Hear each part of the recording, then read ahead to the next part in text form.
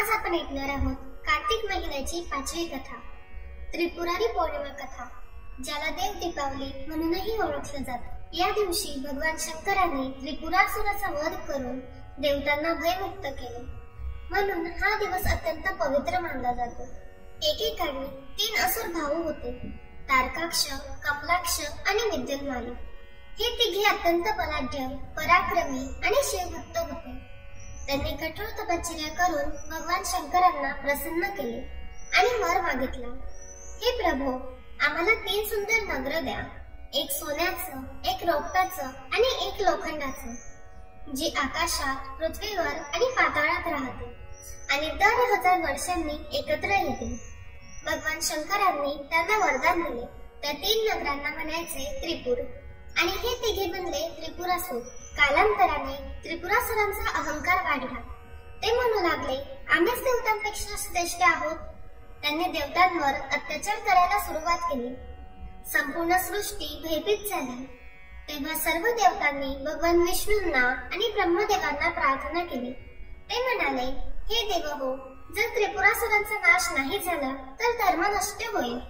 भगवान विष्णूंनी देवतांना सांगितले, ही जबाबदारी फक्त भगवान शंकरच पूर्ण करू शकतो। देवतांनी मग भगवान शंकरांची प्रार्थना केली।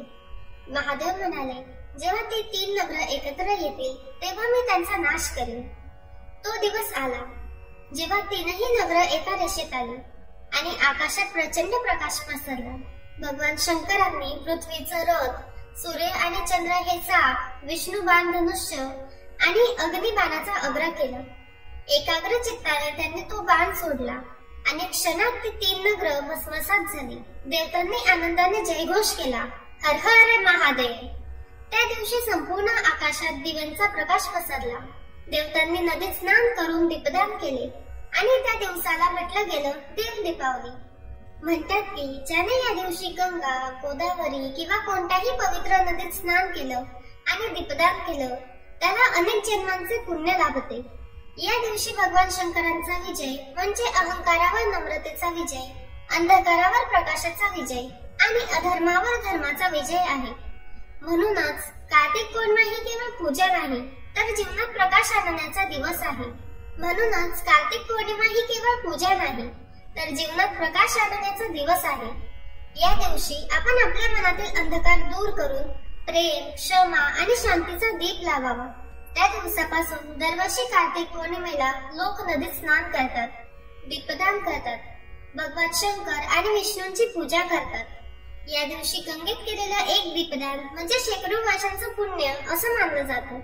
यालाच देव दीपावली असेही म्हणतात। जेव्हा देवतांनी प्रथम दिवे लावून आनंद साजरा केला होता।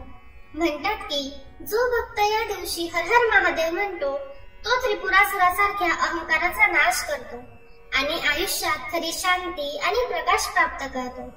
तर मित्रांनो, या कार्तिक पौर्णिमेला तुम्हीही आपल्या घरात दिवे लावा, शिवलिंगाला जलाभिषेक करा आणि मनापासून प्रार्थना करा, हे भोलेनाथ, माझ्या आयुष्यातील अंधकार दूर करून प्रेम, श्रद्धा आणि प्रकाशाचा दीप प्रज्वलित करा।